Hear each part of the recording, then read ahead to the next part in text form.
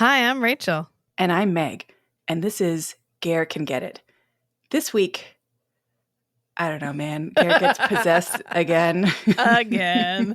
What was this? I don't know. Just, you know what? Just before we get started, just buckle up, guys. Just buckle up. Oh my God. If they gave awards for makeouts on screen or stage, this guy would get a lifetime achievement. He'll find any excuse to get right to sucking face. You honestly wouldn't believe it. Dissecting each and every kiss with tongue. There's only one conclusion it comes to. It's that Ger can get it. Ger can get it. Okay, so I watched Kung Fu The Legend Continues. Like, I used to watch this show. This is one that I actually, I have interacted with this show before. Do you ever go back and you're like, no. Yeah. No. Yeah, frequently. To things that you thought were like great when you were like 12, and then you go back and you're like, oh. Oh, you're like, oh, wow, that was, This aged poorly. Because I remember it would Kung Fu would come on. And that one's older. And then I would go to watch that one. And I'm like, oh, that's too old. I want to watch the new one, like the new nice one, Kung Fu The Legend Continues. This week, we're watching Kung Fu The Legend Continues, Season 2, Episode 11, The Possessed. It's from 1994. So Gary's just gotten off one, right? Just the first season of Forever Night, right? Because the second one doesn't come back till later, till 94? Yeah, it's probably getting ready to start filming or on break because it films like 1 year after the first season. The first season's like 92 to 93. So the second season airs 94 to 95. So he has just gotten off playing super sexy, tormented vampire cop. Yeah. And he's been busy because 93, he's in Other Women's Children. He's in Ghost Bomb. He has a lot going on right now. A lot of very weird, disparate things. Yeah. Although I guess the through theme is supernatural stuff, because I feel like that was just more common on our like weekly programs in the 90s. It was the era for it. Yeah. So we've had Native American spiritualism on Forever Night. We've had we've had what, like Spanish ghosts, I guess, also on Forever Night. Right? They were in Spain. The possession could be Spanish. I don't know what, I mean, Belial, I guess, is like what? Yeah. Ancient Middle Eastern, probably. Like, it's fine. Jesus times. This week we have ancient Chinese ghosts. Yes.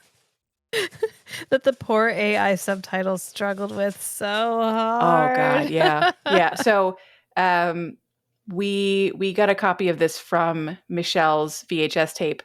And so I ran it through the AI website again, just because my hearing is not what it used to be, just to put on some subtitles, and the subtitles were not prepared for all of the Chinese names being thrown at them. But like, God bless it, it tried. It really did try. But like even like the parts that like weren't like the Chinese names, it was like, I don't know.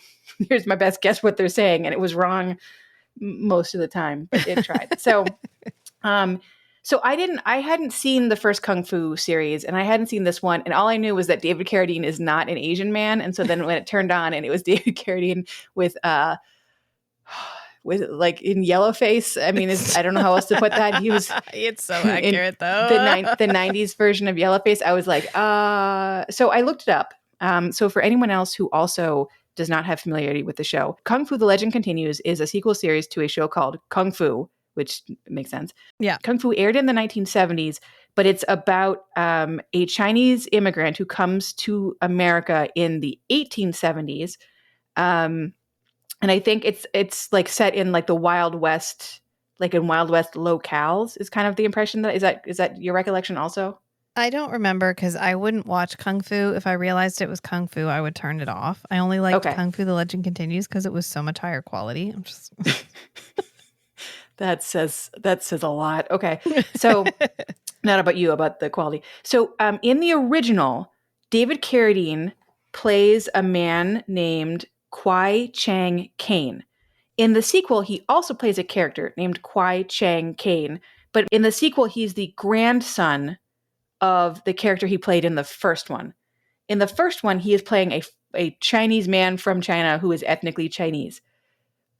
It's problematic. In the sequel, because it's the 90s, they were trying to be slightly less problematic. So they're like, what if we get the same white guy, but he's only half Chinese? They tried to reboot Kung Fu. Did you see that? No. The like CW recently? had a reboot yeah. of Kung Fu that Yeah, just I got didn't know that was- canceled. I knew there was a show called Kung Fu, but isn't it all about like a No, lady? it's a reimagining of the 1972 television show. I did not know that. Oh yeah, Kung Fu 2021 series. Wow. Okay, sorry, I totally No, derailed you're you. fine. It's a reimagining rather than a reboot. I don't know what that means. Oh, so it's like not. Yeah, the characters don't have any of the same names, so it's like not the same characters. It's just also called Kung Fu, but they appear to Yes. have like actual Asian people involved. So like already a million times better. Thumbs up. So the original series is set in the Wild West in the 1870s with David Carradine playing a Chinese guy from China coming to America, and I think he's a Shaolin monk. Yes. The new series, Kung Fu: The Legend Continues, has David Carradine playing a guy with the same name, but he's the grandson of the first character, and now he's only half Chinese. Spoiler alert, still racist. And he's the main character along with his son, a guy who is, I guess, a quarter Chinese, based on how very white this actor is, I'm guessing. His son is a police officer. They were both living in a Shaolin monk temple, and he was like raising the son to be a Shaolin monk. And then I think what Wikipedia said was there was like a bad monk who came in and he wanted everyone to follow him, and everyone said no. So the guy was like, screw you guys, set the temple on fire. And then the father and son get separated, and then they only reunite later, 15 years later, in Northern California, which I'm assuming means San Francisco, but weirdly Wikipedia will only say Northern California. The country of California. Yeah. Mm-hmm. Which is to say Toronto. Yes. You know, it looks just like Northern California. Sure. So that's the basic premise of the show. It sounds like the son should have been the main character. Do you know what I mean? Like the son is played by a guy like in his 30s. Yeah. He's 1990s handsome. He's got like that long mullet hair that we all really were into in the 90s. He wears leather jackets. He's a police officer. At least in this episode, the son is barely in it. It's like all about the totally not Chinese. I can't stress this enough. Not Chinese David Carradine. Like I don't. Okay. Not even remotely Asian. Not like No. I'm Asian and you can just say I'm Chinese, but like none of the above. Yeah. I will say I saw a picture of him as he starred in the original Kung Fu, and in that one they've styled him like a Shaolin monk, so he's bald. And he's obviously much younger in that show because that was in the 70s and this new show's in the 90s. And like there they sort of, I mean, it's like worse. It's like more yellow face, but he looks more like he looks like an actual monk. Here he just looks like, I don't know, like a guy that carves intricate walking sticks when you go to like the fair. Yeah. He's got like leather jackets with like fringe on them. He's got his long gray hair. Yeah. He looks like he has stories about bears. Do you know what I mean? Like he's got like a wild woodsman theme. Yeah. And he sells you ancient Chinese medicine, but it's just tea bags. Yes. Yeah. And he's like, my great grandfather was Chinese. And you're like, okay, sir. Yeah. And he taught me this. The guy who plays his son is also a voice on X-Men. Like the X-Men cartoon. Remy LeBeau. Oh, shut the fuck up. That's Gambit? His son is Gambit? Yeah. What? Oh, shut the fuck up. Yeah, that's according to IMDb. Yeah. And he's in the new one as Cable. Really? Yeah. Okay. I thought in the new one, this is gonna sound really stupid. I thought so in the Deadpool movies, I think Cable is it's a real character and it's Josh Brolin. And I thought like this guy does such a Josh Brolin voice. I was like, oh my God, did Josh Brolin go, yes, I'll do the voice in the cartoon. I thought it was Josh Brolin the whole time. Nope. Oh, it was original Remy? It was secret quarter Chinese guy from Kung Fu: The Legend Continues. Oh, okay. All right. Oh, see, now I have to like it a little bit. I feel like all of our X-Men people, this is such a digression, but that's because I don't want to talk about the show. All of our X-Men people keep like popping up and stuff. Like Nigel was in X-Men, Kathy was in X-Men, George Buzo was in X-Men, and then in 2 Forever Night episodes. And now we've got the guy who played, what's the name of the actor, the voice actor? Chris Potter.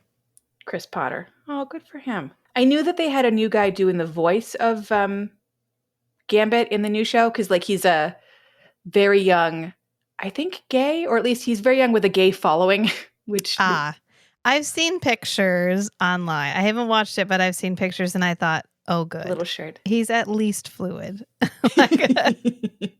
I like him in his little pink Gambit shirt. Yes. Real tight. I was like, real small okay, Gambit all shirt. right. Okay. Yeah, no, I'm happy for this representation. So this episode starts off, we're in a church. There's priests who are trying to do an exorcism. So there's Brother Williams, who I think is the priest who's like on the bed with his head spinning around. We have a second priest who's trying to do the exorcism on him. It's 1990s like special effects. It's real dumb. It doesn't matter. So we end up finding out that Brother Williams was a priest who became obsessed with Chinese archaeology because reasons. Because the root of all evil is archaeology. That's kind of what the episode implies. Yes, correct. Yeah. We find out that Brother Williams was obsessed with Chinese archaeology.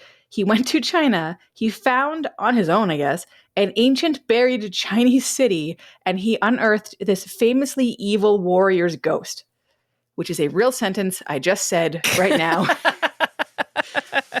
I don't know how to. Why? Wait. The last one we did was Ghost Mom. Well, the last one we did was Paid Vacation. But in Ghost Mom, he's dealing with a archaeological artifact and being chased by the Yakuza. Yeah.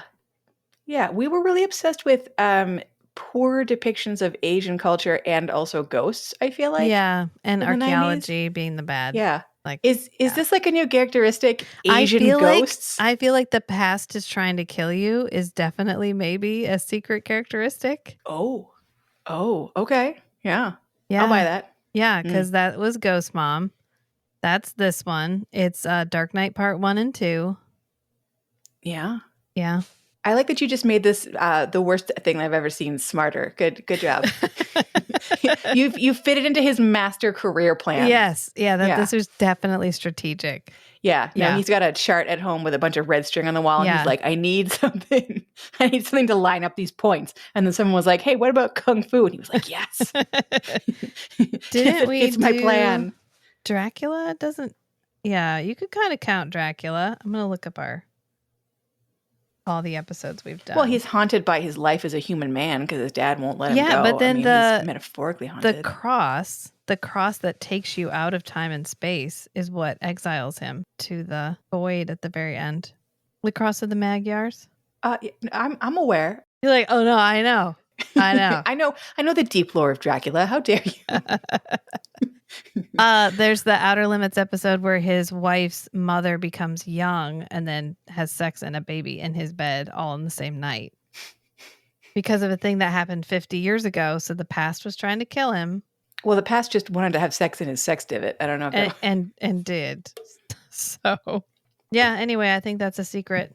Yeah, no, I'll buy that. I think it's a secret characteristic. I'll buy that. So we have the priest who's obsessed with Chinese archaeology. He finds the buried city. He unearths a warrior's ghost. He gets possessed by the warrior's ghost.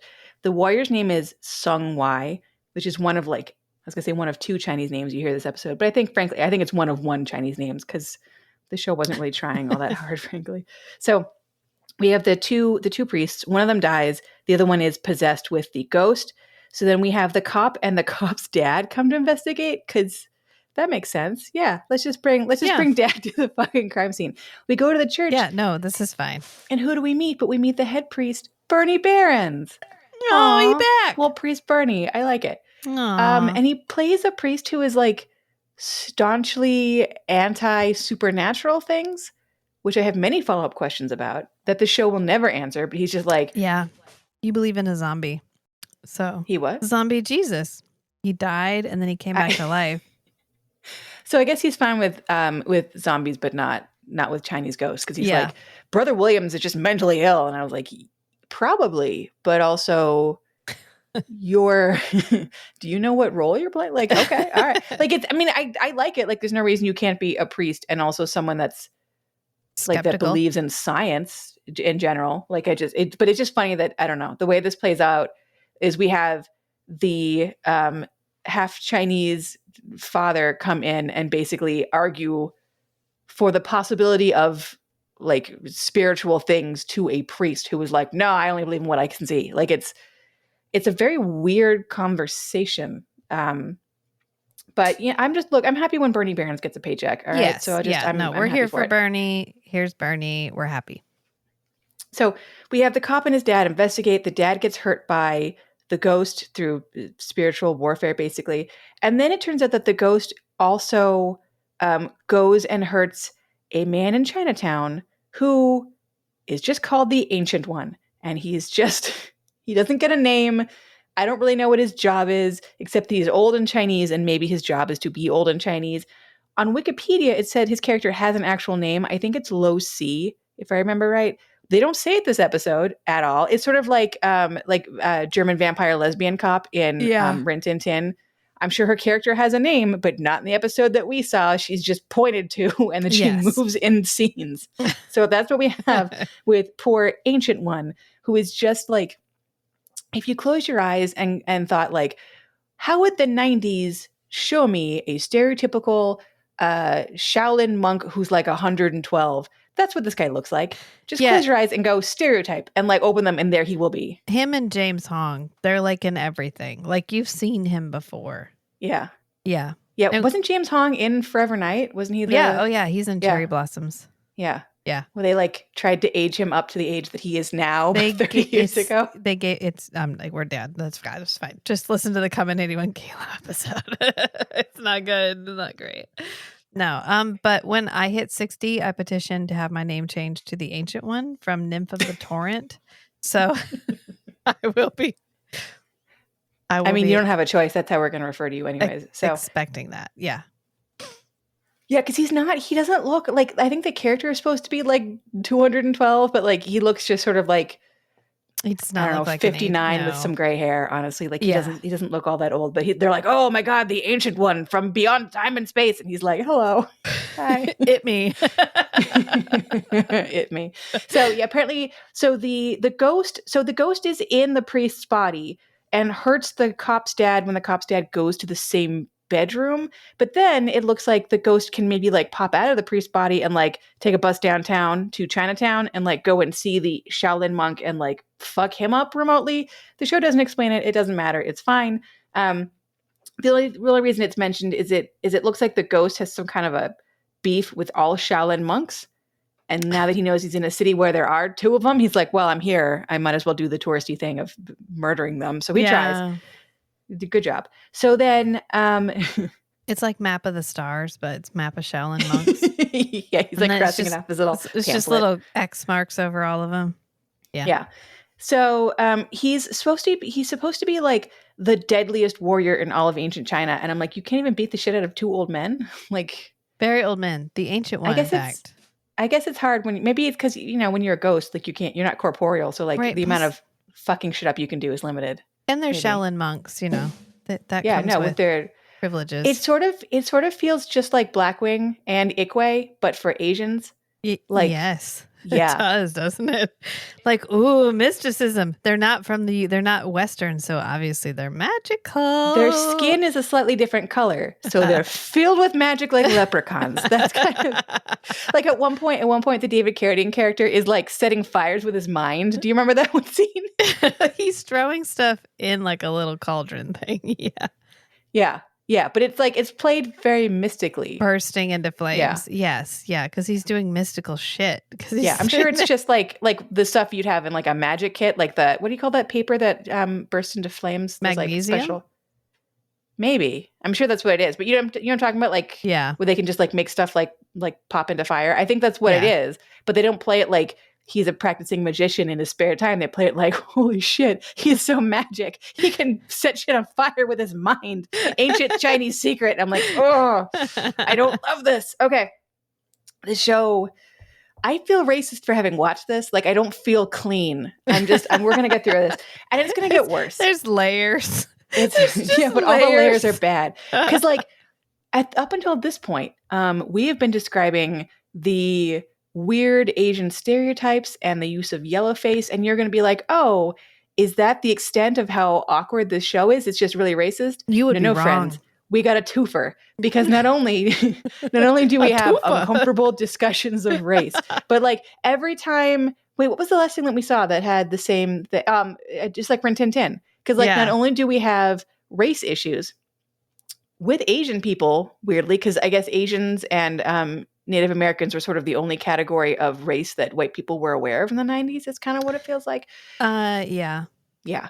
So not only do we have that, we have an interesting take on PTSD.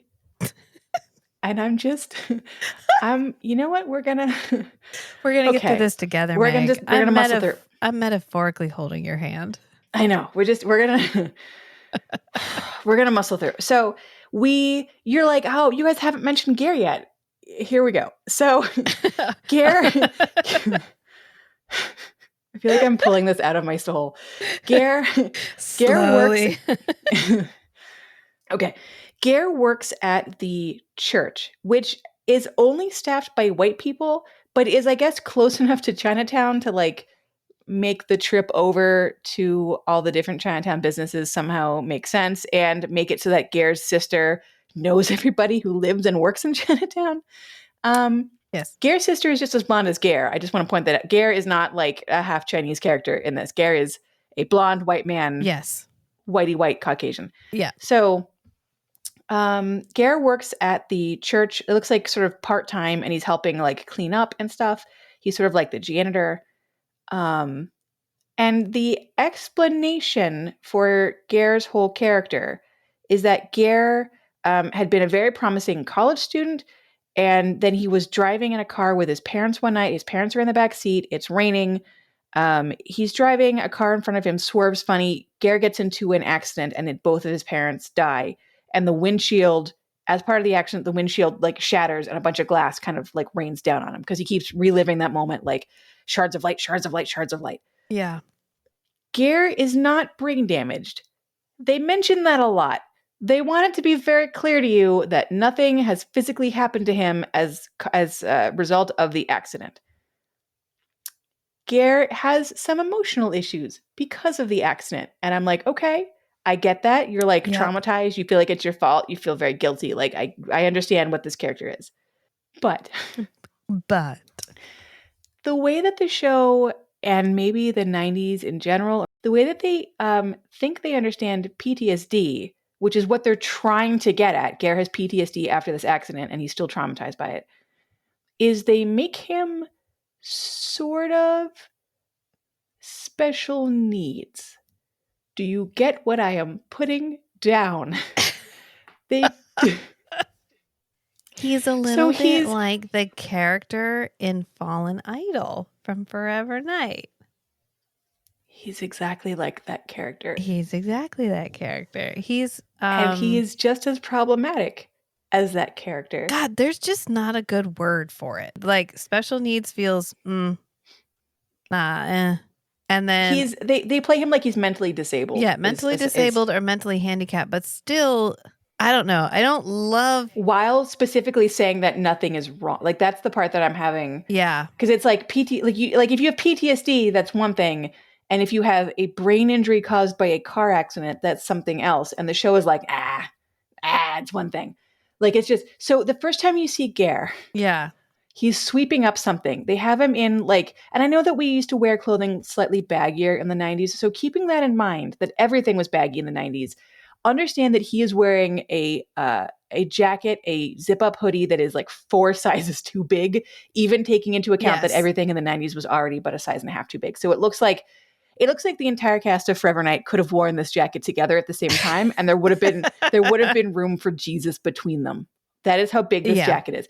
And then they do the thing that we also did in the 90s, which is we thought that if you were mentally handicapped, that you could not brush your hair is kind of the thing that I don't know why we thought that.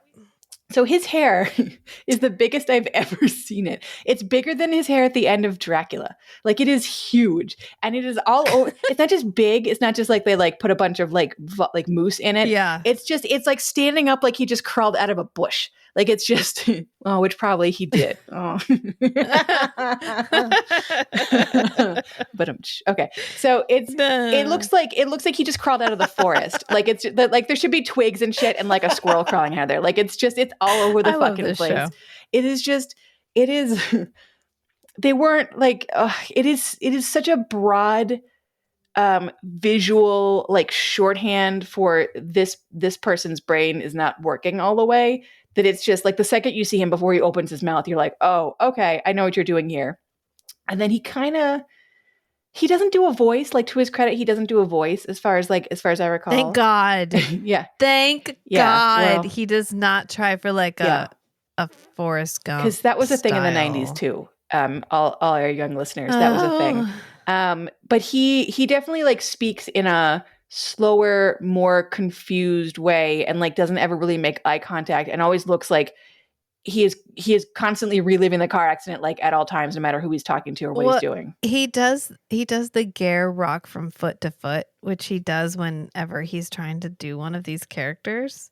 Yeah, he does a little bit of an I'm simple like, rock. The sway, I can't really describe beyond that. It's just when you watch it, you're like, oh yeah. I've never wanted us to release video of our podcast before, but like the amount of deep discomfort on both of our faces, like it's so deep. I don't know why this one is so much worse than like, because it's basically the same as Rin Tin Tin. Like, we have disability issues and we have race issues, but this one just seems so much more in your face and so much less aware. Do you know what I mean? They're like, it's fine to have David Carradine. They just made shit. They just made shit up in the 90s. They didn't care. Yeah. They weren't thinking about it. No one was going to be able to go on social media and call them out. No, there was no place. No. But can you imagine, like, you're at home and you're a Chinese American and you're like, what's this TV show? And you turn it on and you're like, holy shit. I think you would have just rolled with it in the 90s. You'd have been like, oh, okay, well, wish they'd have cast an actual Chinese guy, but whatever. You would just been like, well, society is racist, and then just gone on with your life. There were like 5 television shows, because there were like 5 TV networks, and it was 9:00. You could choose from that's so much worse. That's so much 5. worse. Like, you only have 5 choices, one of which is super fucking racist or anti-disabled people. Like, take your pick. So Ger, God bless him, he does the best he can with a role that could have been much worse. In all seriousness, he treats the character with as much dignity as I think you could bring to this role, which is, it's not, I mean, that's like a low bar, but I just, to give him kudos, like, it's not as bad as it could have been. It could have been really bad, but it could have been so much worse. But so we meet Ger. He's working sort of part-time for the church, and he's like cleaning up and stuff. So he's pretty much just walking around with a broom and like muttering to himself and housing chocolate bars. Like, I've never seen Ger eat a chocolate bar in my entire life. It is my favorite part of this episode. There's one scene where he's at so Ger's character is sort of obsessed with motorcycles. So he likes to go to this one motorcycle shop and like touch all the motorcycles and walk around and look at stuff. They give him a chocolate bar and he is like eating it without chewing. I don't even know how to, like, he is housing it so completely. He's just like, I was like, oh, all right. Well, that was something to do with your hands, I guess. Okay.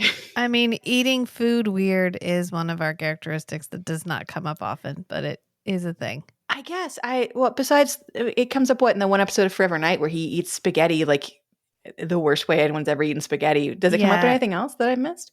Yeah, I think Other Women's Children, which we don't talk about, but we're gonna get the movie which shall not be named. He eats at the table and he like shovels it in. Is that when they're at the Chinese restaurant?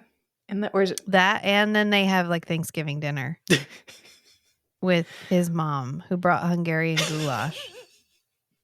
But it's clearly white lady goulash, which is that thing where you like call it goulash, but it's not actually goulash. Yes. It's what white just people call noodles and hamburger and ketchup. Yep. Okay, we gotta. Okay, here's my. Okay, after we do Merry Wives of Windsor, Do you want to try other women? Are we emotionally prepared for other women's children again? I am emotionally prepared for other women's children. I've never been prepared. I'm going to do my best this time. This will be like our 14th time trying to record that. Literally the fourth time. That thing is hard. So this is hard just because like it's everything in this is problematic. Other women's children is just a fucking torture endurance trial with like one really horny scene in the middle that almost makes it worth it because it's so good and so wet, but like everything before and after is just like needles in my eyes. So we're gonna you know what? Okay, that's in 2 weeks. In 2 weeks we're gonna do it. Let us give thanks. Let us give thanks. Yeah, everyone will laugh at how clever that is. In like 2 weeks, they're gonna be like so impressed. Yes. Yeah. So horny. Okay. Back to this fucking episode. Okay, so Ger is special. Ger works at the church. Ger ends up going into the room of the possessed priest because it's all been thrown around by the last like possession scene. It's sort of like in the Exorcist movie where like drawers keep popping open and papers fly everywhere. So Ger's like, well, I needs to clean. So he goes in there. And then we find out that the ghost can sense weakness. And we find out that so when they talk about Ger's character later, they're like, well, of course the ghost possessed him. He's an empty shell. And I was like, oh, I'm not really comfortable with I see you did like 1 + 2 = 17. Like I see mentally what you guys did there, and I am not comfortable with that. Like they're basically arguing like, well, he has a mental difference. So a lot going on up there. Really just a walnut shell. Anyone could move in. And I was like, okay. Like, ouch, so we're gonna push past that.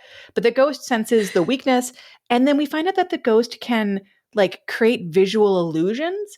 So he turns the ghost inside the possessed priest, inside the possessed brother Williams, turns Brother Williams' body into Ger's mom, where we get another one of our characteristics, which is, what the fuck are you doing with your mom, Ger? Like every Ger character has a weird mom. If there's a Ger mommy, he has a weird Ger mommy relationship, just like in the dog show, in Littlest Hobo, and in Ghost Mom. Yes. Yeah. And I feel like there's at least one other thing. Hush, little baby. Yeah, but that's her mom. But still a weird mom. It's still a mom. Yeah. Still a mom. Yeah. She tries to seduce him. She shaves her legs in front of him. Oh, I forgot. I'm sorry, Kelly. I'm sorry. I forgot. I totally. Oh, yeah. No, she was. Yeah. Who shaves their legs sexually? Like, what? How is that? Whose kink is that? Nobody's kink. That's nobody. It's somebody's If it's your kink, write in. Meg. Okay, just write it. Just tell me. You don't have to. It's just anonymously. And we don't judge you in the least, but it's presented very weirdly in this episode. I judge you a little bit. If your kink is to surprise, no, you don't. If your kink is to surprise people by shaving your vagina in front of them, then I'm judging you. That's. Oh, yeah. No, if it's not consensual. No, if you're in a kink scene, it's fine. If you just do it like you whip it out in public and start shaving, not okay. Yeah.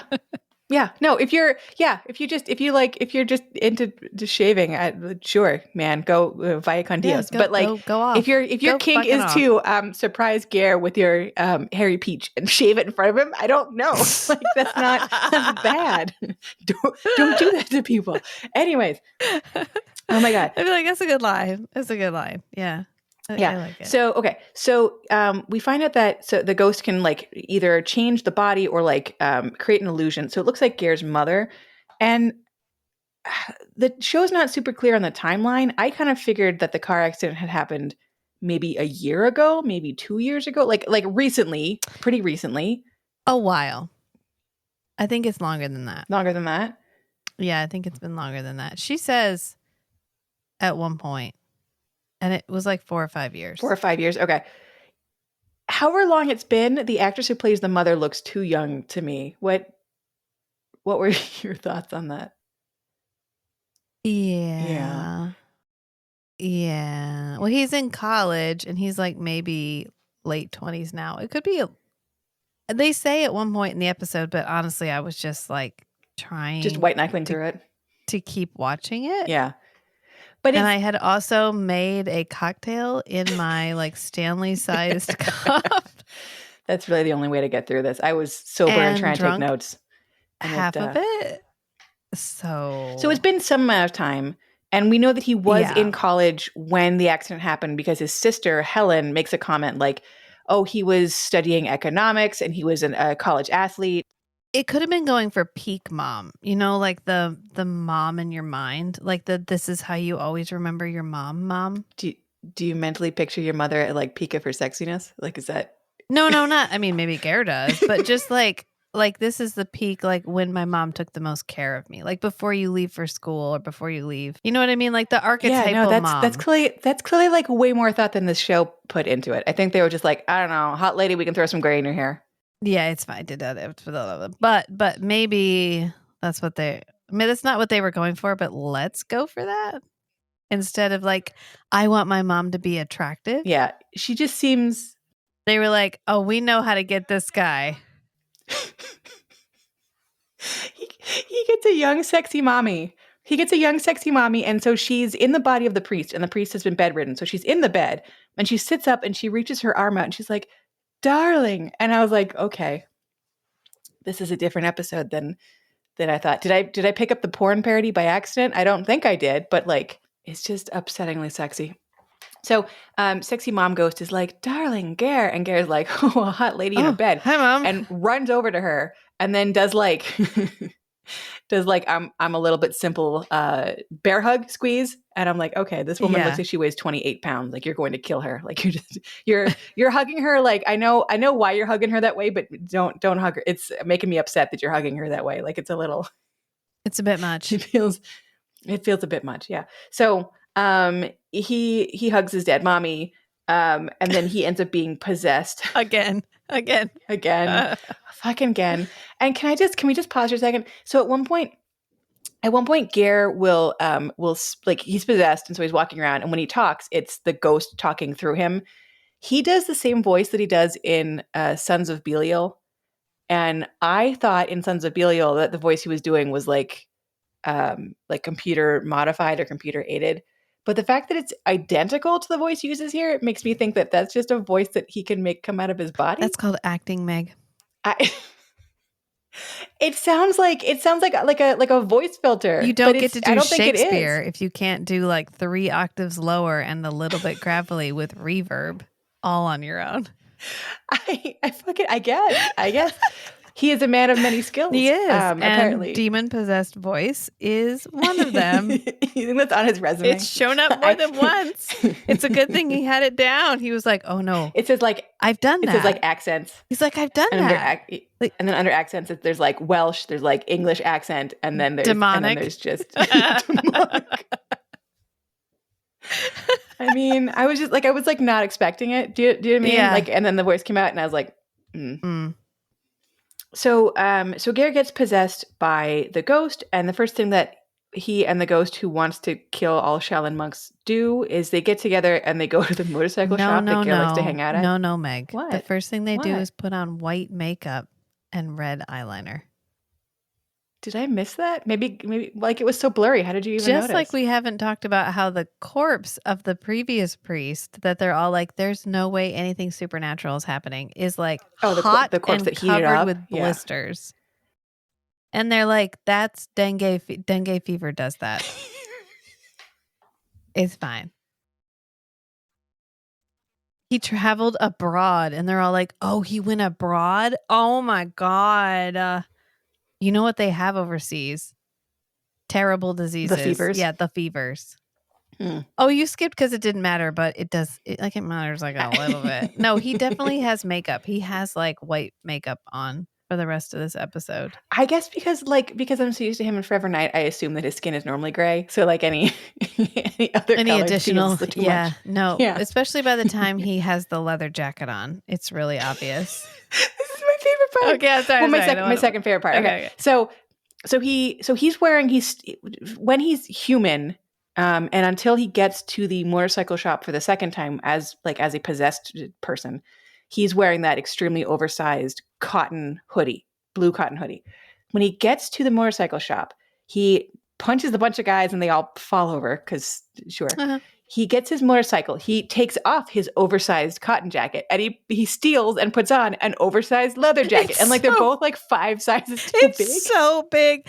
The shoulder pads are like 18 inches long. It sticks out like a good 6 inches past the end of his shoulder. Yeah. And it's like a real, you know how there's like fashion leather jackets and then there's I'm going to be riding a motorcycle and I would like some protection leather jackets. It's the latter. It's like it's a jacket that if it were the correct size on him would still be a big bulky jacket. Yeah. But they purchased it like 6.5 sizes too big. So like he's like a football player wearing pads is how big he looks in this. So and then he big. puts on a helmet and gloves. So you can definitely not tell it's a stunt double riding the motorcycle.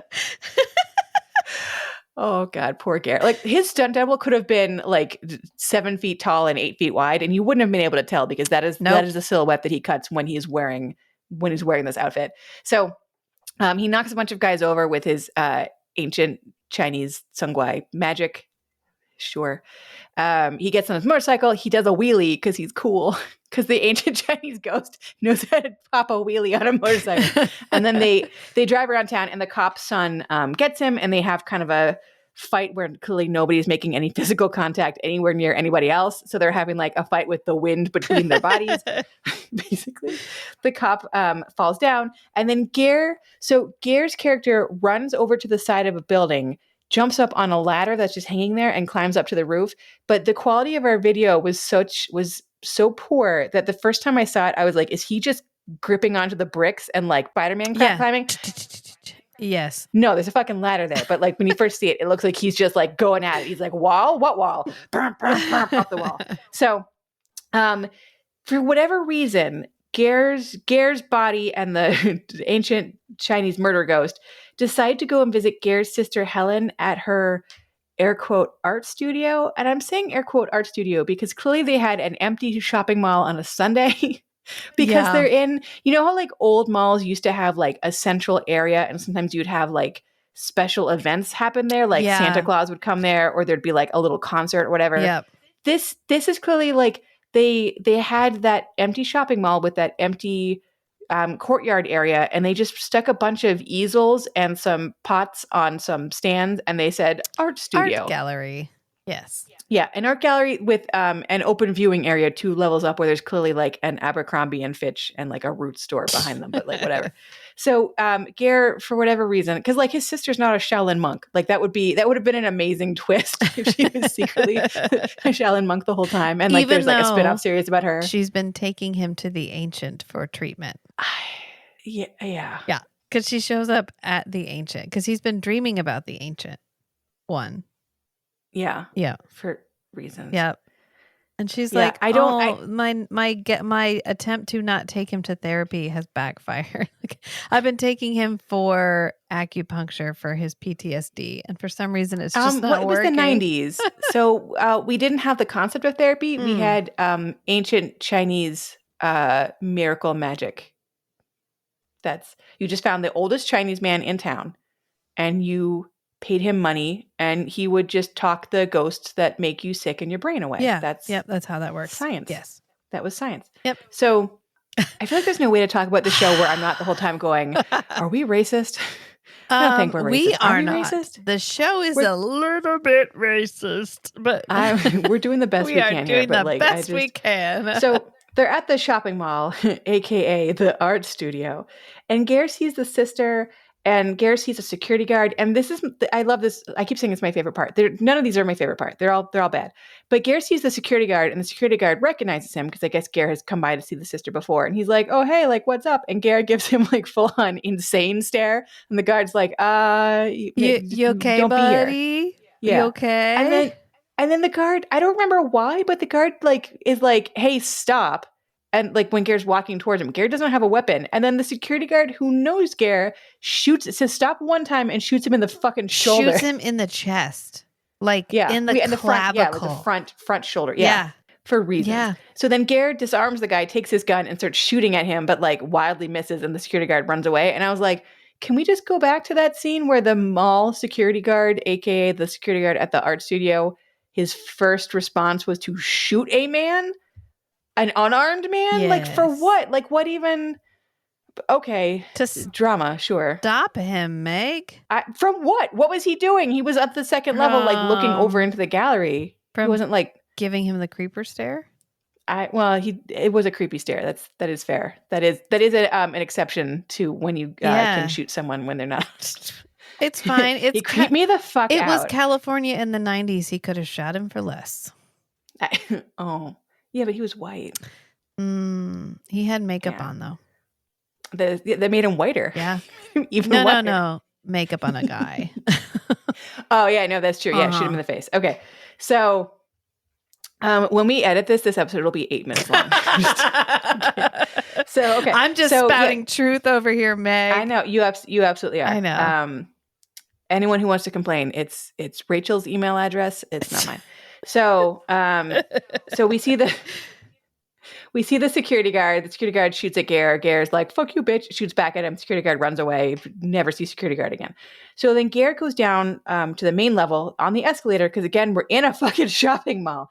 He goes to see the sister, and sister's like, hey, like, what's up? And he ends up, like, doing, like, Terminator face, like dead spooky face, and, like, just chasing her around the bottom of the mini mall. And they end up in the security guard's office for reasons. I don't even know why he's chasing her. Like, we know that the ghost doesn't like Shaolin monks, and he was an ancient warrior who was a dickhead and also very powerful. And like, that's all we know about him. So why he would chase the sister, I have no idea. But he chases the sister around. Sister's like, hey, don't you know me? Like, I'm your sister. Don't you love me? Like, hey, don't hurt me.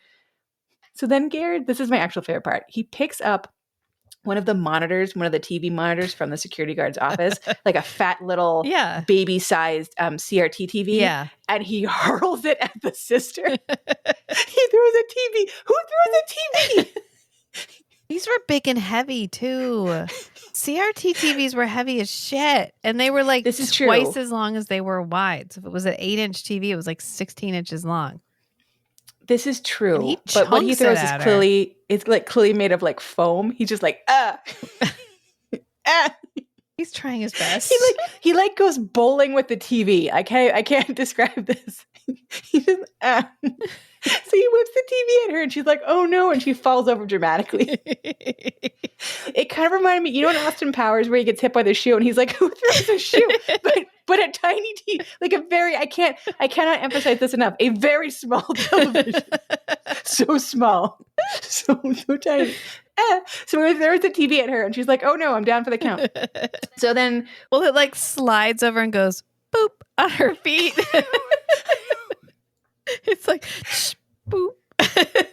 I know, it doesn't even it should for dramatic purposes, it should bounce off her back or something. It should knock her over. She's already down. It's just it did not knock her down. She just preemptively was like, well, that's it. I'm dead now, and fell down. Well, I'm a white woman being chased in the 90s, so both of my ankles just spontaneously broke. Yeah. I have nothing. So she's dramatically on the floor. And then finally we have Cop and, again, his dad arrived because ancient Chinese ghost means ancient Chinese man have to come together. Yeah. That's how that works. Chinese-ish. So, yeah, Chinese-ish, yeah. They show up, and the cop, I feel like, should be more concerned about the man with the gun walking around. But no, his dad's like, I got this sport. And he's like, okay, Dad, I'm going to go off and record some X-Men episodes. He picks up the sister, and she must weigh 22 pounds because he picks her up like she's nothing and just monster carries her out of there. Speaking of which, we finally have the resurgence of the Ger characteristic of monster hands. You noticed this episode that he's walking around doing dramatic monster claw? We've missed monster hands, but they're back. Monster hands are a good one. Yeah. Yeah. Only when he's possessed, because you can't do monster hands if you're not a monster. I mean, you got to throw things and then do the afterwards where you hold your hand for a second. The audience needs to appreciate the amount of art being put into him whipping a tiny TV at a girl. So dramatic monster hands. That's what you get. Holds hands. When we're at London Assurance, if he does monster hands, we're not going to be able to stop ourselves. We're going to be like, yay. He's like, what did I do? Yay, you're doing such a good job. Kiss the lady. He kissed the lady. Gonna get removed. Probably. Worth it. Hashtag worth it. Oh my God, are those the ones with the podcast? What podcast? Escort them out. Escort them out now. We bring a tiny little sign with us that just says Monster Hands, and we like hold it up in front of our faces. Characteristic. Ding. They're going to search us when we enter the building. And we're like, no. No. Crazy bitches, don't ruin this. We've heard about you guys. Okay, so the police officer who should be concerned about the man with the gun is not. He picks up the lady who is fine. She just got beamed with a tiny TV. She's okay. He takes her. He leaves. They're like not part of the final fight because sure. So then we have Ger possessed by the ghost and the father character, the Shaolin monk father character, and they're like standing like in a they're having like a final standoff. And I thought this was going to be when they do like a final kung fu battle because the show is called Kung Fu. But no, that I guess is not how you fight an ancient Chinese ghost who is a known martial arts warrior. Instead, what you do is you insult him a whole bunch that he can't take you on mano y mano. And that makes the ghost so angry that he like magic comes you into the astral plane is kind of what ends up happening. Kind of feels like in an anime when they transform, and when they're done transforming, they're in the middle of a desert. Yeah. If this whole thing had been a cartoon, it would have been levels less offensive and less stupid, probably. Just because you would be like, well, horseshit happens in cartoons. I accept this. Yeah, as opposed to here where horseshit is happening. And I just feel like I've done a hate crime by like, watching it. Yeah. That's some horseshit. Yeah, pretty much. So like somehow the Chinese Shaolin monk father just like insults the guy until they end up going into the astral plane, basically. Even though like, sir, you have a gun. Like you what is he like? You could have just shot the old man and then continued on your ghostly business. Like it doesn't need to make sense. It's fine. So they're in the astral plane. And we finally get to see what Sung Wai looks like, or I guess looked like while he was alive. And up until this point, we knew that he was a warrior. He was like a mighty warrior. And we knew that he was ancient. And they made it sound like this, like, so he's like from like a very ancient, very long ago period of Chinese history. Yeah. So long ago Chinese history and very powerful warrior. So what we get, and thank God it appears to be an Asian actor. I'm saying appears because like I can't bring myself to look because probably it'll be like it's like not an actual Asian guy. Gary from Montreal. Probably. Like Tyler Lautner and how he got to play it like a native in Twilight, but he's like Dutch or something. He's not even remotely. I thought he was. He's not. He's not at all. Not even a little bit. Not even a little bit. Nope. He's like, I think I got some like way back. It's fine. It was just a moment. It's fine. It's fine. I can't. It just, I mean, you know, if we were, I feel like it's not fine though. I feel like if we made this to the show cultural moment now and we cast David Carradine, I'd be mad. But we made this in the 90s. And so, yeah, you know. But I feel like we should have known, but like we clearly knew a little better because we were like, okay, we can't have him be a. But you can't wind it back. Like I had no problem with the show when I was watching it originally. Like I can't remember ever being like, is he? No, but you're coming from your experience as like a white person, right? I mean, I feel like if you were, that's fair. If you were like a Chinese kid in the 90s and you turn it on and you were like, the fuck? You're like, that's not representation. But also you couldn't have looked it up. You couldn't have been like. No, that's true. That's true. You could have been like, oh, maybe he actually is half Chinese. I mean, I guess maybe. He doesn't. But then if you found out, you would have been like. Yeah, you would have felt bad later. You'd been like, what the fuck? Or if you were a Chinese actor and you were like, oh, hey, they're doing Kung Fu. Maybe I know Kung Fu. Or I could, they're doing a Kung Fu show. Yeah. Like I could be. And then the only roles for like actual Asian people are super stereotypical. Yeah. Like that's fair. And then the character that's only supposed to be like a quarter Asian, well, he gets to be, he doesn't get much to say or do, but he's the main character. Right. He gets to be a cop. Right. But the actual Asian guy has to be like a mystical, the ancient. Yeah. I am the ancient one. Yeah. Here's my apothecary. Yeah. Okay.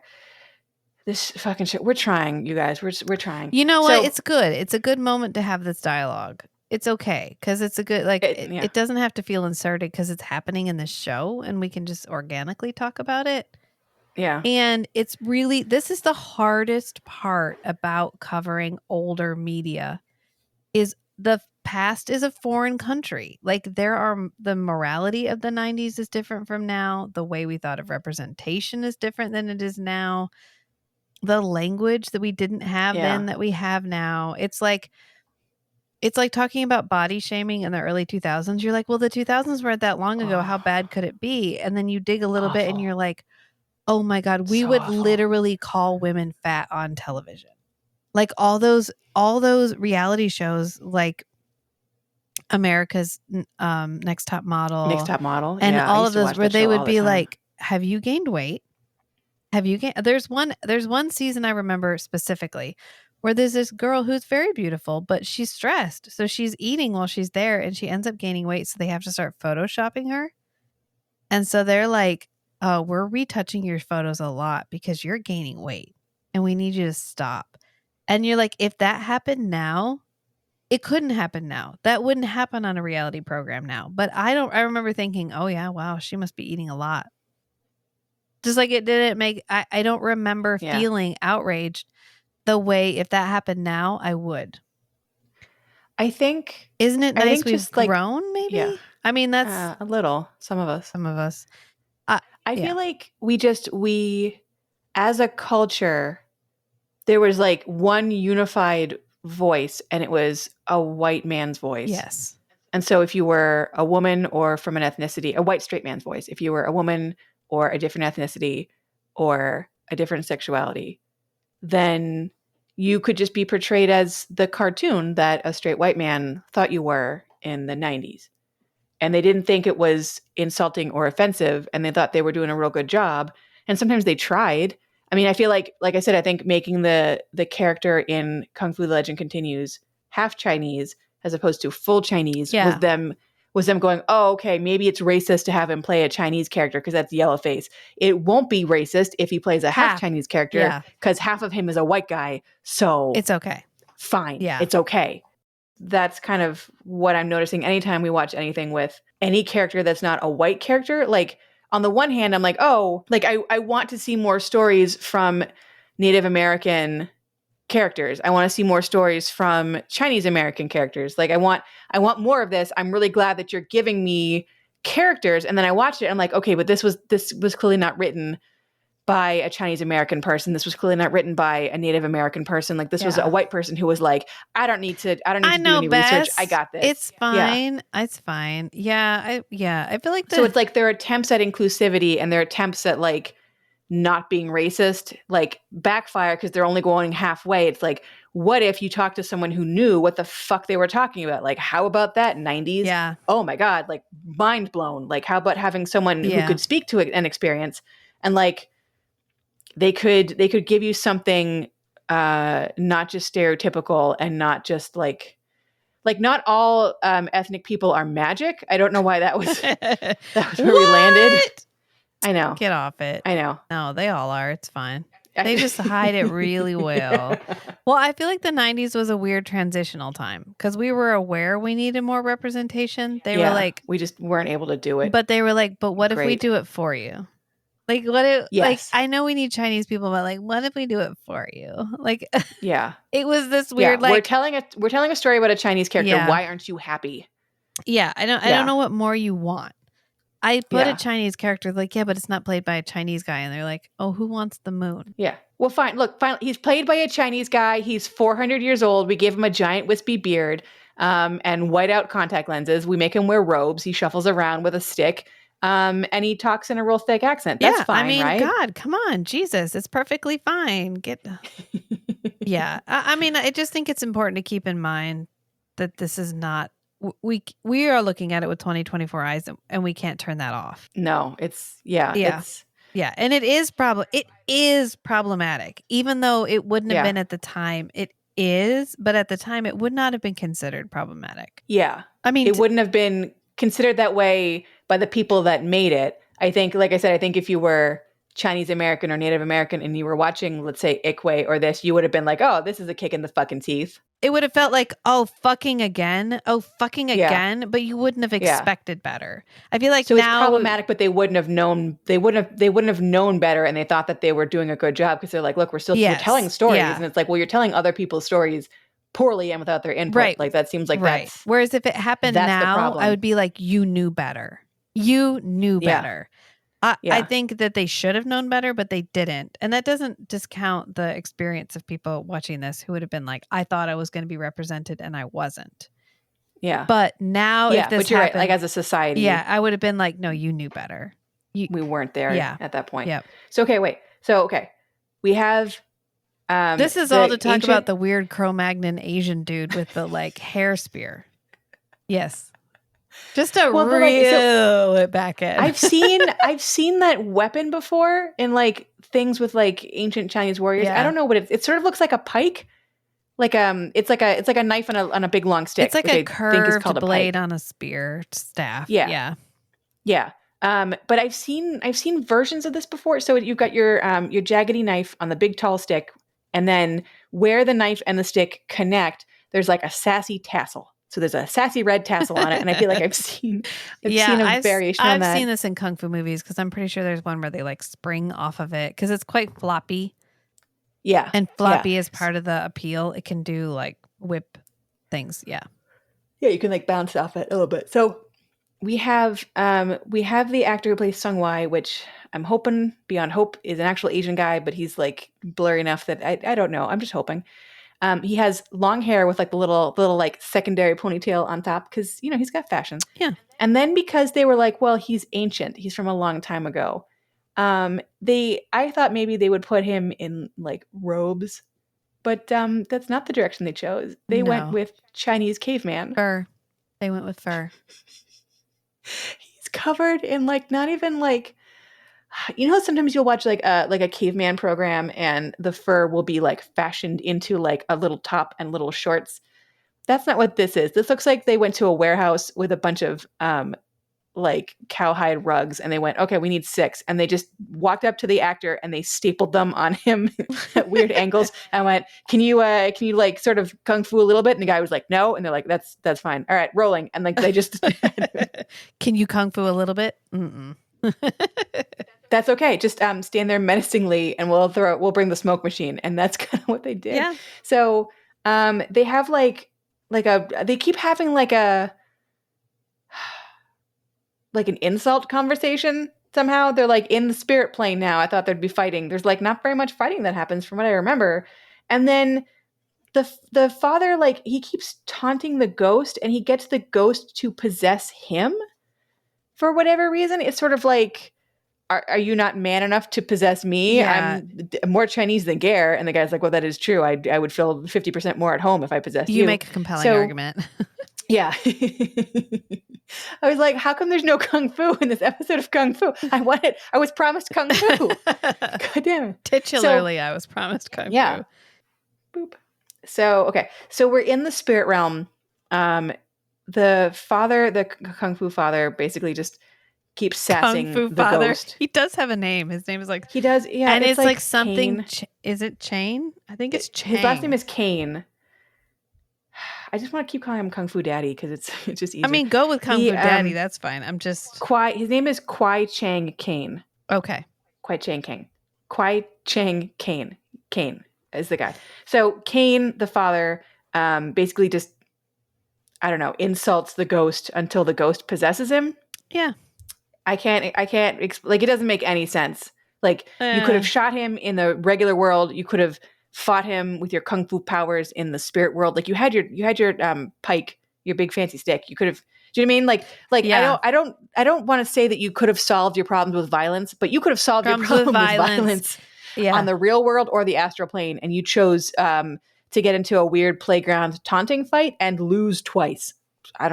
So Kane is like, he's like, well, you should possess me for reasons. And the ghost like, I will do that. So he possesses him. And then I don't really understand the next things that happen because he possesses him he leaves Ger, so Ger's body collapses on the ground, and does what he does in Highlander, which is when he falls to the ground, he has to have his double butt cheeks right to the camera. Yeah. Which, thank you, appreciate it. Yep. Appreciate Yep. it, sir. We noticed. Thank you. Yeah, noted, sir. Noted. So, the tight dockers. So, so he's like on the floor. We're still on the astral plane. The ghost possesses Kane, and then Kane starts kind of, I don't know how to describe this. He kind of does like a dick thrust. Like he arches his back and his hips kind of go forward and his head flings all the way back. It gets a little like he's screaming. It gets a little orgasmic here. It does, but like I don't particularly understand what's going on. It sort of feels like he tricked the ghost into trying to possess him, and then whatever makes him like special as a Shaolin magic monk, like was such that it like sent the ghost away from the mortal plane where it couldn't hurt anybody anymore, is kind of what I think they're going for. But yeah, all you see is he's like, possess me. And the ghost's like, all right, I will. And then he's like, yeah, oh! well, he's not like, an empty okay. shell. Like Ger was an empty shell. So there's too many spirits inside the one body, and one of them had to get jizzed out. Yeah, I don't understand. He just had bigger BDE energy than the other guy, and he was like, "Look at the size of my dick," and the guy was like, "You make a compelling argument," and then he just fucked off into the afterlife. I have been defeated. Sure. So the best part is, so when they have Kung Fu Daddy do the back arching and the dick thrusting, all of a sudden you see these two disembodied arms come around the guy's back and like around his shoulders and throat, and we find out it's the sun's arms in the mortal plane, in the regular plane of existence. The sun is like grabbing the dad, and that kind of back. Yeah, kind of brings him back into his body, into our plane of existence. But the way that it plays it visually is like your dad is jizzing out ghost magic, and you're like, no, you're giving Dad. him a loving back embrace. God, Dad, not again. There's a lot of weird parent-child things happening in Ger episodes in the 90s. I don't fully understand it. In general. Yeah.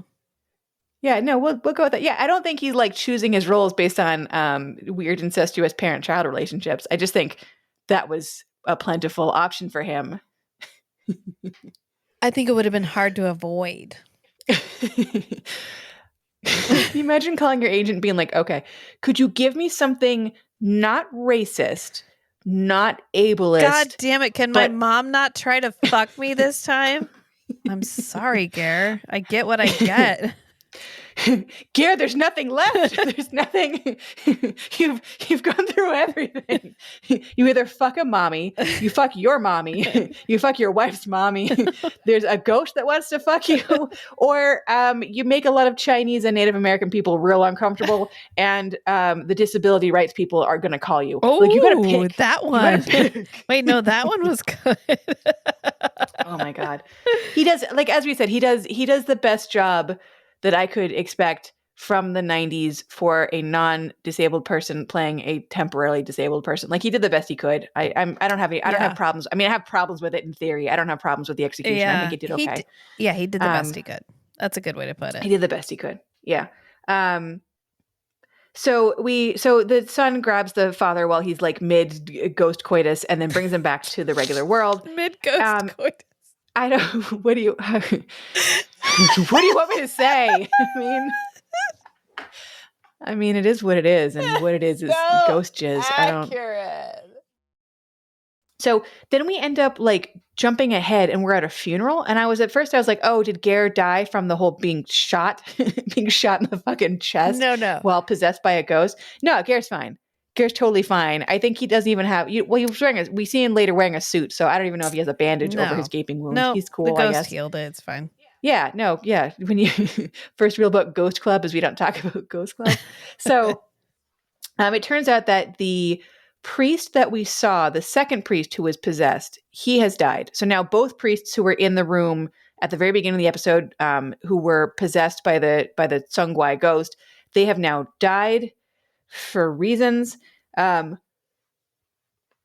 And so we're at the guy's funeral, the priest's funeral, and then all of a sudden, coming out of the back of the church, we see Ger and his sister, and continuing the theme of every Ger episode, which is when he has a female relative, he's going to make us all feel real uncomfortable about what's going on with him and his female relative. And this episode, we get a twofer because we got Hot for Dead Mommy, and now we have Why Are You Holding Your Sister Like That? So we have the him and his 1-2 sister punch.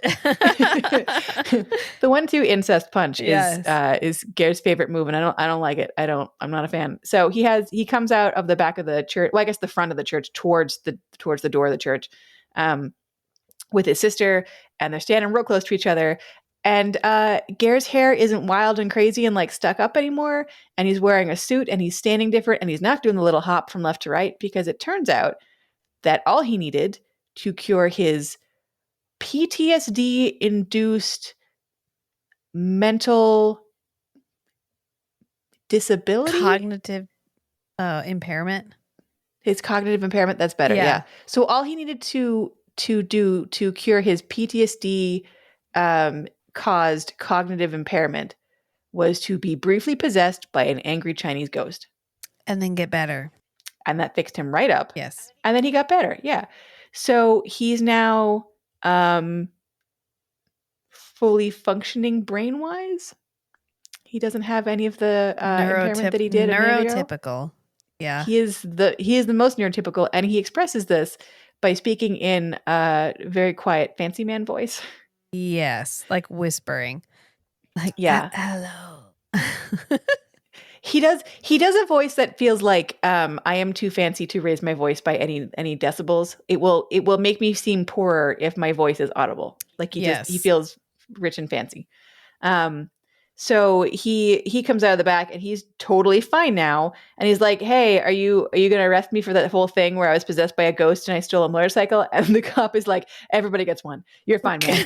Go everyone gets one." You wrecked the motorcycle and damaged it beyond repair, and then they had to claim it on their insurance, and it's not being covered because it's a theft and they don't have a theft coverage. It's fine, man. And also he assaulted a bunch of guys in the motorcycle store. He steals the jacket. He steals the helmet. You're right. He totally damages the motorcycle, because when he's fleeing from the cop character, he ends up, I don't remember how he gets knocked over, but like he takes the motorcycle and he like skids and the motorcycle lands on its side. Yeah. So it seems pretty damaged, if not totally like a write-off. So he's damaged the motorcycle. He's stolen the clothing. He's assaulted the people. He shot at the cop. So maybe attempted murder. Like there's so many crimes. I mean, like, although it's interesting, right? Because he's not in control of his body. So maybe being possessed counts as involuntary intoxication. How would you? You bring in all the ancient Chinese men who live in Chinatown. Yeah, and they. Yep. You're right. Yeah, sorry. Science. I knew I shouldn't have argued with the lawyer on that one. You would have definitely. Oh, this old chestnut. I've dealt with this before. I've got a precedent for that. It's perfectly fine. There was this one time. I mean, it's interesting, right? Like there is a case where a ghost was used as a witness. Do tell. It's she was appearing to her neighbor, and the neighbor went on and was like, "This isn't my testimony. This is hers." And testified. How could that possibly be allowed? This was a real case. Half of the ghost, yeah, and they ended up convicting the guy who killed her based on the ghost testimony. Was this a fever dream?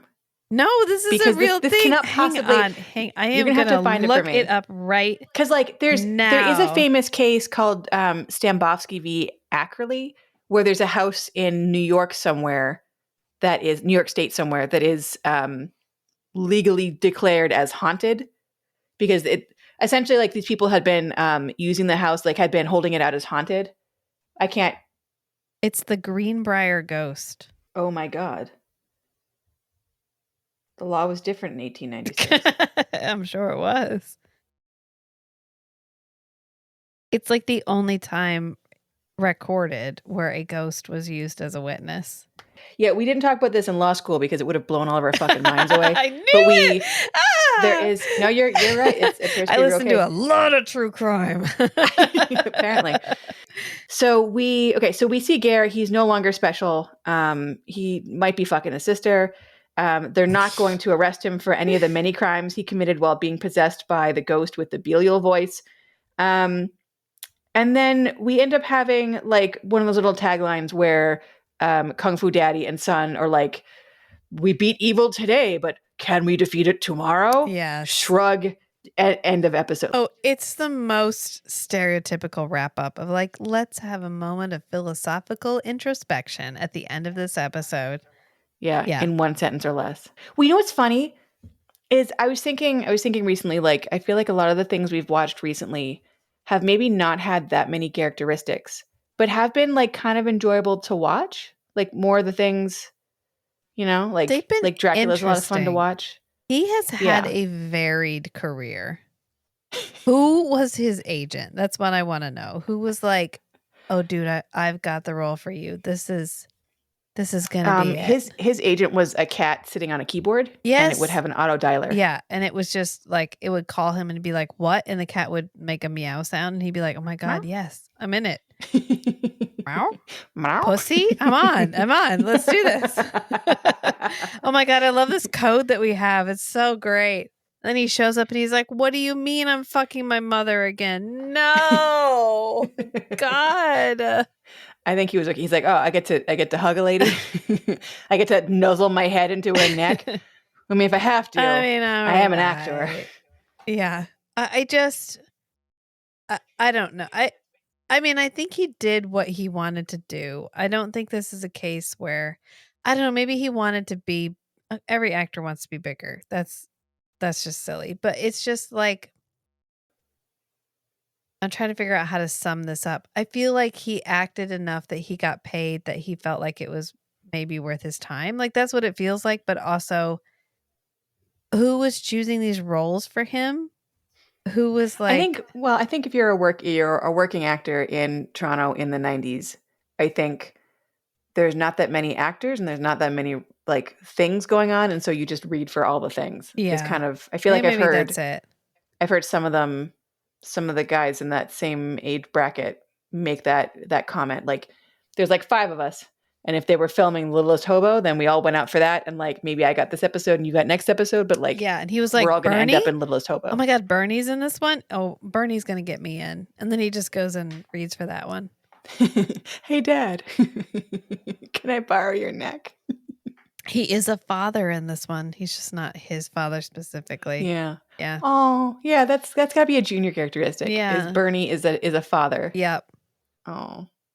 I do. I think he gets like half a scene with Bernie. Bernie isn't in this very much. He's just sort of like the stoic head priest who is very much against the possibility supernatural of things. Any supernatural thing, which is interesting because I like the idea because he's like, yeah, that we don't do exorcisms anymore. Like, no, like we had 2 mentally ill guys like performing exorcisms on each other. Like, no wonder it ended up poorly. But like, the modern church doesn't believe in this anymore, and like we're trying to move forward, and we're trying to be more modern, more like world minded.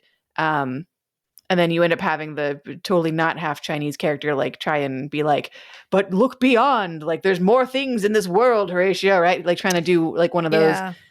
And like it's interesting to me. Like I like a priest character that's not like fire and brimstone or like totally lost into the spiritual realm and like not at all tied to the like the regular world. So I like this character that's like firmly grounded and doesn't want to believe in these like extra spirit like heaven is in heaven and earth is on earth and like I believe in both of them but they're separate. I think that's kind of a cool character, but he gets maybe like 4.5 lines the whole episode. He's just sort of a warm body. Yeah. Which is, I mean, I'm happy to see Bernie whenever. I mean, that's fine. But so we've got Bernie playing a father. We've got Monster Hands.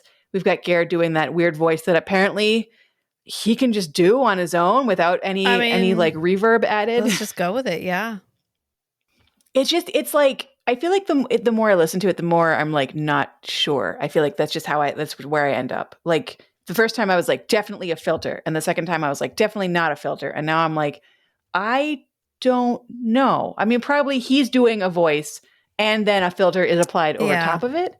But it's like it's so weird and unusual. Like I feel like if you were working on a TV, if you were thinking about any other time you've heard like a demonic voice with air quotes on a TV show in the last 20 years, that's not the voice he's doing. Well, maybe he's it's like the doing his same own thing. filter, but the way that he does his voice is different. Because I definitely think he's doing something with his voice, and then a filter is applied to it.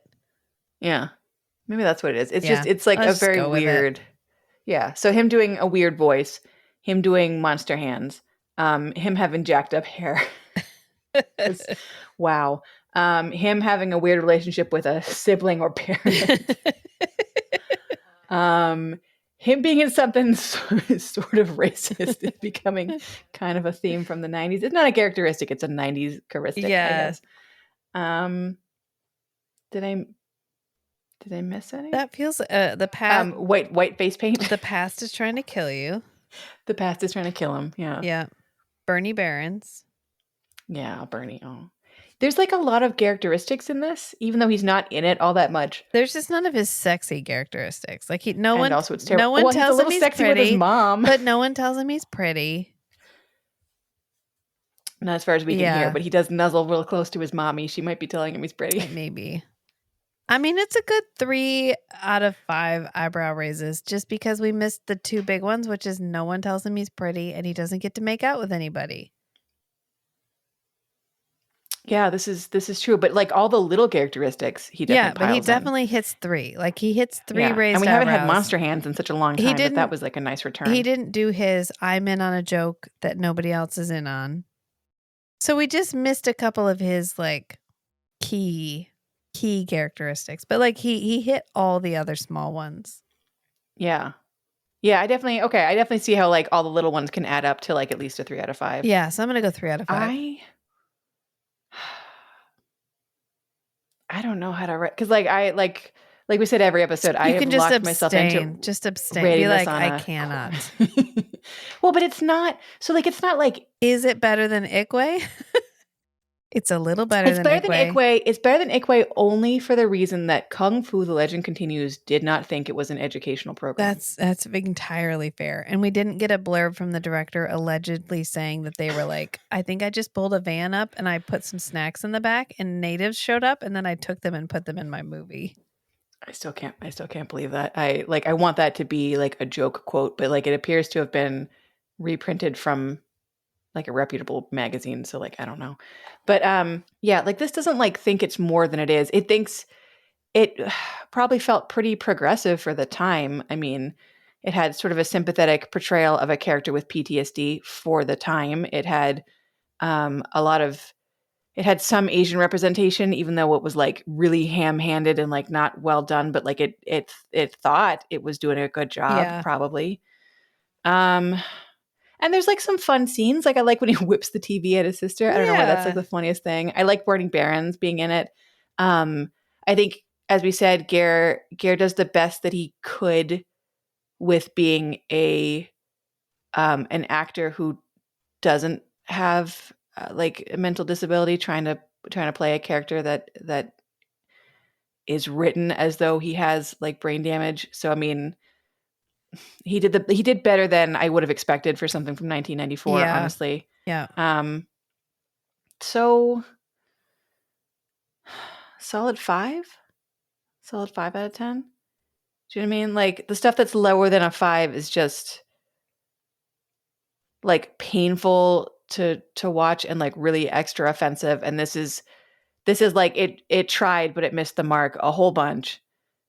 But it tried. It tried. For the 90s, it tried. And like I liked Ger's performance. I thought him taking off one big jacket to put on a slightly bigger jacket was kind of funny. I liked him throwing the TV. Like there's like some funny moments. He has so many characteristics that was like kind of nice. It's just that from a 2024 perspective, this is pretty racist and pretty ableist, and even at in the 90s, like the plot makes no sense. I don't know why all Asian and Native American people were magic, but that was a thing that they kept wanting to put into shows, which is pretty weird to watch. I didn't need to see David Carradine jizz a ghost. That was weird. But like so yeah, I give it a 5. Like, I mean, would I recommend it? Would I be like, oh my God, pick up the DVD? No, I would not. But you know, if you want to see Ger with like big hair and a bigger jacket, I mean, if that's your kink, then you know, here you go. It's all right. It's all right. It's fine. Yeah, I mean, there's like a priest that believes in science. That's fun. I like that. That pretty much that on its own took it from a 4 to a 5. Like, yeah, sure. This is a thing that existed. My soul doesn't feel clean after having watched it. No. No. Yeah. No. I feel like I need to apologize to the Chinese community. Possessed by the spirit of the 90s. And people with PTSD. Yeah. And people with cognitive disabilities. Really, I feel like I should apologize to a lot of people for having watched this because it's in me now, like an ancient Chinese spirit, and I don't know how to exercise myself of it. Well, we talk about it and then we're done. Yeah, I'll just arch my back and let it go. Yeah, exactly. So until next time. Bye. Bye.